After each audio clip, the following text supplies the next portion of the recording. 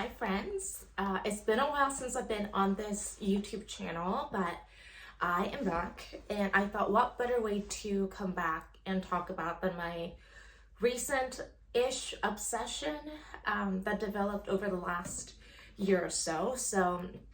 As a Christmas gift to myself, I guess December of 2023, I got a couple of beginner needlepoint kits and I've been really into it since then. I've been needlepointing pretty regularly over the last year, and I've been trying to get a few of my friends to pick up needlepoint, which brings you this video. So I put this kind of a beginner needlepoint kit on a budget for a friend. So like low pressure for any commitment issues, because I have commitment issues myself, and I've been putting it together, so I thought I would share it with you how I put it all together on a budget. So I did some math, and roughly speaking it took me about $30 to put together, but I did have a few things on hand already, which I will talk about. But starting with this, so I'll talk about a few things with actual canvas. Needlepointing can be sort of an expensive hobby. I think only because industry standard is that the canvases come hand painted, and you're paying for somebody's labor to do that. So if you're able to paint that yourself, or some people stitch from a chart directly, which I would love to do one day. My brain just can't handle all of that at the same time. But again, to make it budget friendly, I painted this canvas myself, but I did purchase this chart. It's from Chronically Online, who has a wonderful TikTok full of resources and an Etsy shop. I actually got a couple of charts for her, and they're $5 each usually, but she was doing kind of a Black Friday, Small Business Saturday deal. So I got it for $4 actually, and I kind of love this one because it's so simple. The letters are pretty straightforward in terms of the shape, and it really only has the black and the pink, the bows and the hearts on the white background. So just a few colors, and it's pretty symmetrical. So I thought this would be a really good beginner design. But if you want to get more creative and more economical, you can paint your own design. You can probably freehand it. I've been playing with Stitchly on my iPad recently, so that's another option. What else? I got a few blank needlepoint canvases. I don't know how to pronounce it, but it's like the Z word, but it's a specific type of canvas you want for needlepoint, so it's pretty stiff. So I got some blank canvases from Etsy. I think it was the shop is called Blue Ridge Needle Arts, and I think for a set of 4 8x8 they were $12 or so. And this one is a 13 mesh canvas, so it's the intersections on these, or the holes, are bigger than 18 mesh, which I think also makes it a little more beginner friendly. So that's what I have here. And I personally always stitch on stretcher bars. I think the only one I've ever stitched in a hand was my second canvas ever, because it was like one of those beginner kits that I got, and it didn't come with stretcher bars. But I prefer to hold on to the bars versus the actual canvas. So I wanted to put this together like how I would stitch it myself. So I got these 8x8 stretcher bars, I think from Casey Needlepoint, but I've also gotten stretcher bars from Michael's, or one of those more major retail stores. And I use these tacks that I already had, so I didn't kind of count this into the a $30 price. But the stretcher bars, they usually come in a set of 2, so I got 2 sets of 2, I think for $7 in Casey Needlepoint. So that is that here. For painting canvases, I do want to practice painting with actual brushes and acrylic paint, but to make it less overwhelming for me to just start, I got these acrylic paint pens from Amazon. I think this is a set of 60 or something. There's a bunch of different colors, and they are dual-ended, and one is more like a pen and one is more of a brush end. So there's a little bit of a flexibility on the brush side, and I find it pretty easy to paint. I've only painted maybe 3 or 4 canvases with these. Let me show you. This is my current painting. I need to do the background.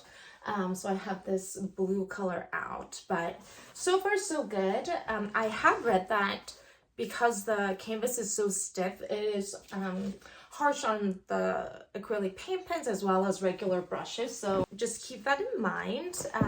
And I do want to shout out Chronically Online Needlepoint again, because both the Etsy blank canvases and the paint pens, I saw her recommended, and I trust her based on all the helpful content she shared on the internet, so shout out to her. I had a few extra needles, so I just included this one from Saturnalia Stitching. So a lot of needlepoint designers, when you order a blank canvas or just like a regular canvas, well, the design will give you a needle, but I don't always use a new needle for every project, so I had a few extras, so just putting this one I already had. And I got some DMC floss. All of the charts I've gotten have come with recommendations for DMC floss, so I've stitched some myself with DMC floss, and I honestly feel like they're perfectly fine. I thought I've stitched with a different kind of cotton before, and that was pretty frustrating, but these have been perfectly fine. So I got this chart came with these 2 colors recommended, and I got a few white ones for the background.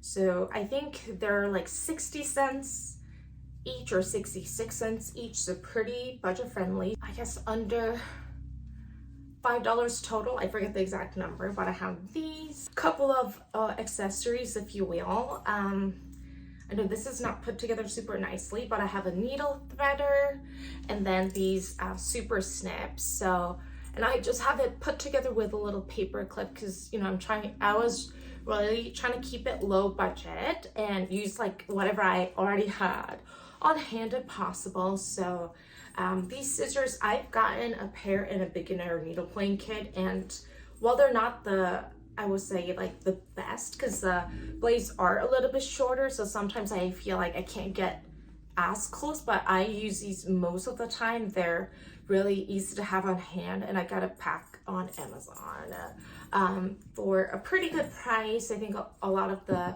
again, needlepoint stores, needlepoint designers have them on the website. I've gotten a couple that way when I was just trying to add another item since I was ordering already, or to meet the free shipping minimum. So that is that. And this needlepoint or this needle threader, I think I prefer this one versus like the one that has like kind of circles in the middle and you have to like put the thread through. I just like to put the needle there, and then just like it's easier to slide the thread onto this needle threader. But I know there are a bunch of different kinds, but this is what I use. And I know some people don't use needle threader. I was at Durham Needlepoint Club meetup, I think early December, maybe it was, I don't know. And this lady was showing me how she just like does it, and I feel like she just like folds it and slides it down, but my brain cannot compute. So I'm using a needle threader. So I'm giving my friend a needle threader. Last but not least is this project bag. So you probably have seen this on the internet recently. These are, I think, paper, like letter size paper organizers from Target. They come in a pack of 2. This pink zippered one and sort of a kind of a blue teal looking one.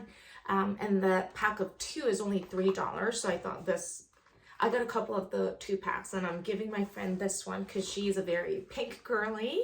But originally I was gonna actually just I had all of these originally in, just regular Ziploc bags. Sometimes the needlepoint orders come in a Ziploc bag, so I was gonna reuse those. But since this is really $1.50 each, I thought might as well really make it kind of a gift vibe. The really last thing, which is actually not here yet, is a needle minder. So I ordered a few different ones from Etsy.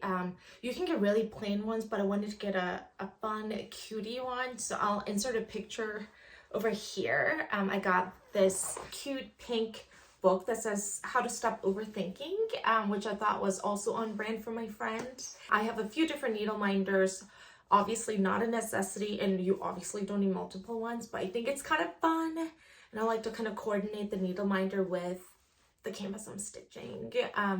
But for practical reasons, I find it really, it gives a peace of mind to know that the needle will be on the needle minder, because you are going to be working on the project for, more than one sitting.